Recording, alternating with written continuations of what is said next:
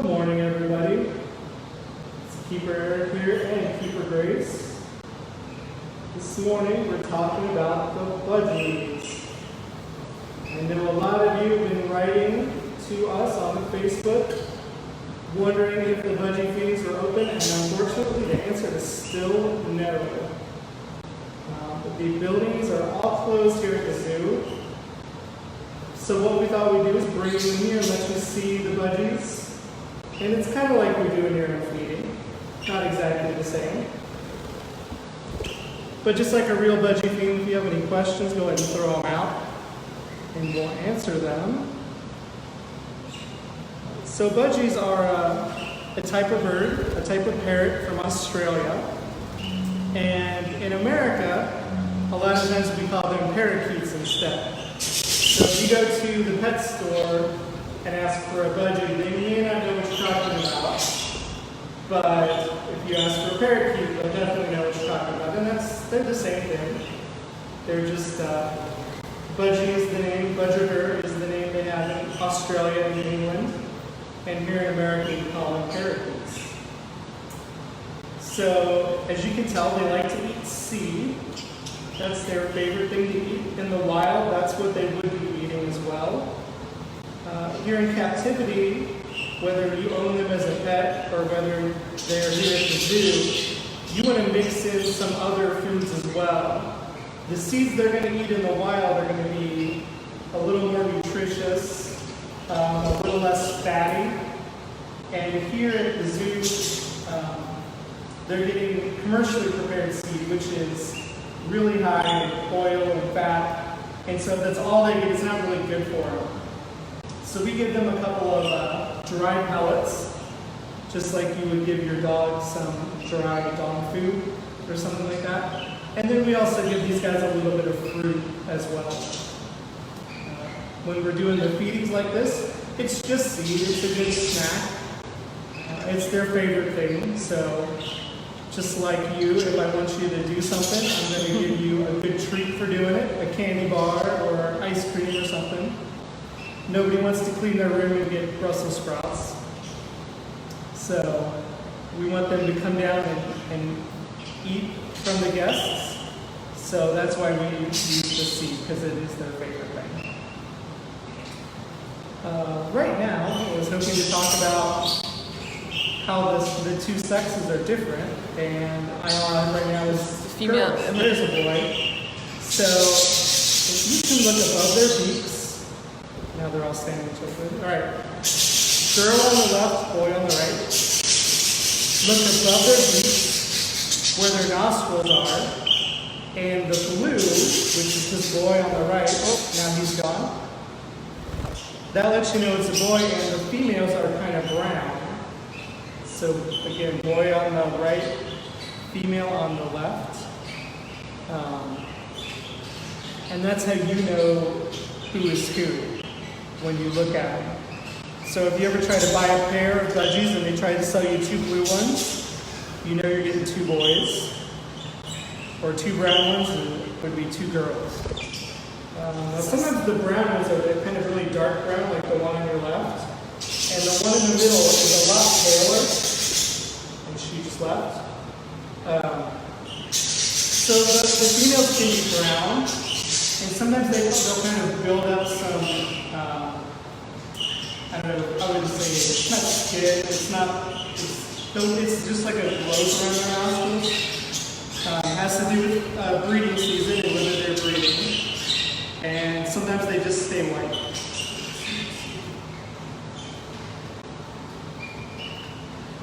Do any of our birds nest and mate? Good question. These birds are cavity nesters, so they like to find like a hole in an old tree or something like that. So we don't have anything up, we don't really have any place to nest or breed, and they don't.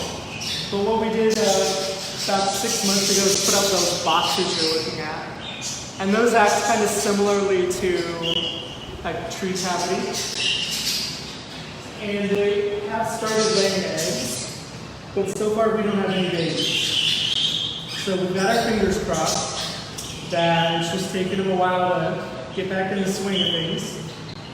One of the things about budgies is once they start breeding, they do very well and they keep going. And they can have babies a couple different ages still in the nest. They're breeding so quick. So maybe they have an egg that mom is incubating and they've got a baby that's a couple weeks old, and then they've got a baby who's maybe like a month or two older than that.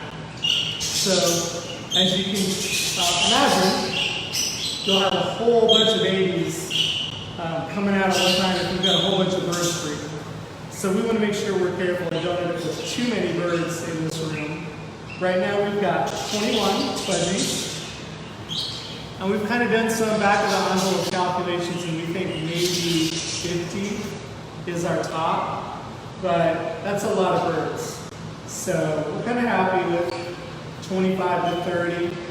We'll get a few more, then they start to pass away, and we'll get down to 20 or so.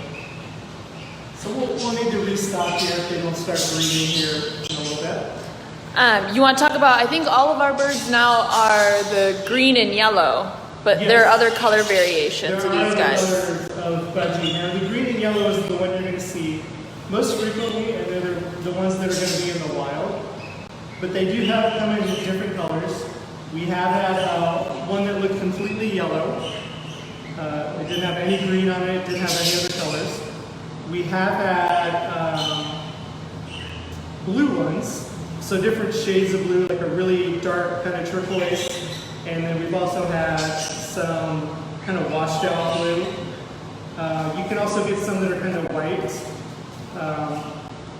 So the blue ones have a lot of white in them, so sometimes you can get ones with very little blue and they're almost all white. So they do come in different colors. When you go to the pet store or from a breeder, if you want a different color, you can just ask and I'm sure I'll have one for you. How long do they live? Good question. I looked this up because it's really hard to say. So there's a couple different answers to that. In the wild, it's probably 5 to 7 years. There's a lot of pressures in the wild, and as soon as you start getting a little old, you start getting, what's the word? You lose a step maybe. You can't get as much food. You're easier to catch by a predator. So in the wild, 5 to 7. In captivity, the average is also about 5 to 7.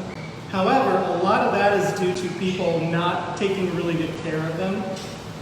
Like I said, you have to give them a really good diet. They need more than just seed, and I think a lot of people, without knowing, they just feed them a lot of seed, and that's not the best diet for them. They're also a flock bird. They like to live in big flocks. Most people have 1 or 2 or maybe 3. So I think there can be some stress from living alone. Here at the zoo, we're guessing, 10 to 15. There's been reports of 20 or even maybe 30-year-old birds. So a lot of it is just taking good care of them. One other thing we know about budgies is they frequently develop tumors. If you've ever had a hedgehog, you know that that's true for hedgehogs. If you've ever had, if you've ever had a boxer, you know it's true for boxers. They just develop tumors, and we think a lot of that is genetic. That these birds are inbred frequently. That obviously in a group of 20 birds, we don't know exactly who's breeding. We can't pick who's breeding. But if you start doing that for a bunch of generations in a row, any chance that you have tumors is just going to increase. And so that is something to worry about. We always keep an eye on ours to make sure they don't, that they're healthy and they're not acting funny, because that could be a Right. And we do sometimes get birds from other places to bring new genetics in. Yeah, all of these birds have come from the zoo in Albuquerque, and they've got a really big budgie exhibit. They've probably got a couple hundred in there. It's a walkthrough. It's real nice. And like I said, they breed well, and usually we will write them and say, hey, can you send us 20 birds? And they'll say, yeah, and we'll send you 30 birds. And they'll say, no, we said 20. And they're like, yeah, we'll send you 30. It's okay. Right. So here's extras. when they start breeding, they don't stop. Yeah.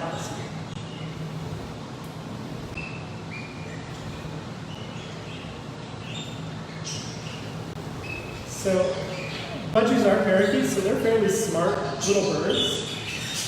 You can train them. When they came here, they did not know how to eat out of our hands, so we had to work on that. And the first thing I did was I'd come in and I'd put a bunch of food down, and I'd just stand by it. And then I'd keep moving closer and closer, and then I would start holding the pan, and then eventually I'd move the food into my hand. So it was all about getting the birds to trust me and make sure that they knew that when they came down to eat, they weren't going to hurt at all. So if you would like to train your budgie at home, it's real easy. The key thing is to not let them fill up on food. Anytime you want to train an animal, you want them to be a little hungry. You don't want to starve them, and you don't want them to be so hungry that they can't focus on what you're doing, but you do want them to appreciate the treat you're giving. So if we talked about giving out candy and ice cream for treats, if you take your kids out to Dairy Queen and they fill up, promising them a chocolate bar to clean their room, you may not have any interest. May not have any effect. So you gotta wait till they're hungry again, till they feel like having candy. Angela asked, are they easy to clean up after? And here they are, we just hose the floor every day. Yeah, so if you can see, every time they take a bite of the seed, they pick it up, they crack it open. You can see all over his forearm. Yep, all the way up his arm. So they will take that their goes food. all over the floor. Yeah. This I hosed this about an hour ago. Right, an hour ago you cleaned it. So if you keep them on something like newspaper, where when they defecate and urinate, you can just pick it up real quick and throw it away. But they will probably get seed everywhere. So just kind of be aware of that. I have a parrot at home, and I had a parakeet when I was a kid, and it's handy to have a little handheld vacuum nearby. Right. To do daily cleanup of the seed shell mess. Right. And sometimes they will, let's see, how do I say it? When they poop, they will expel it with a little bit of force sometimes. Yeah. Sometimes it just drops down, but sometimes they will push it out. So things don't always stay in the cage. Yeah, you can see where the branches are. You do get poop on the windows and on the walls from what they're doing. And they will poop when they fly as well. So I never suggest that people let their birds free flight around their house just because they're going to poop on everything. Unless they're okay with that. Speaking of getting full, We got a couple more. They also aren't used to bird feedings. They're not used to coming down because we haven't had any guests. Yeah, we haven't had, and we don't have time. 6 months, so it's kind of good for them. This is good enrichment for them to do this. More social interaction. Yeah, good practice too.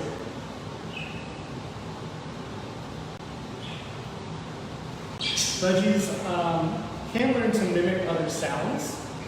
So if you would like to teach your budgie to talk, they can learn a few sounds and a few words. It needs to be repeated frequently because they are just mimicking that sound. The coolest budgie mimic I've ever heard is one that sounded just like R2-D2. Oh yeah, I've seen a video of that one. He's really cool. Yeah, I'm pretty sure my budgie when I was a kid, he only mimicked the dog's squeaky toy. Yeah, they learn weird things, and if you get something that can mimic a lot, like African gray parrots, they're bigger parrots, but they're well known for their ability to learn different sounds. Sometimes just hear it once or twice is all they need. And male parrots tend to mimic better than female parrots. because they got to impress the ladies. Yeah. And so, yeah, I had a friend who works at another zoo with an African braid that had been somebody's pet for a while.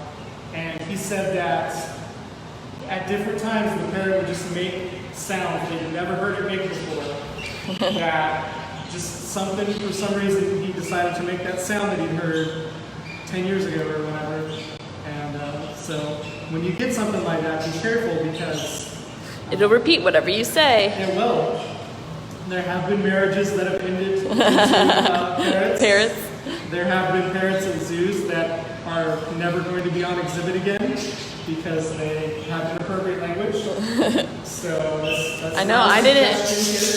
I know a lot of you. I know you, a lot of you know Henry.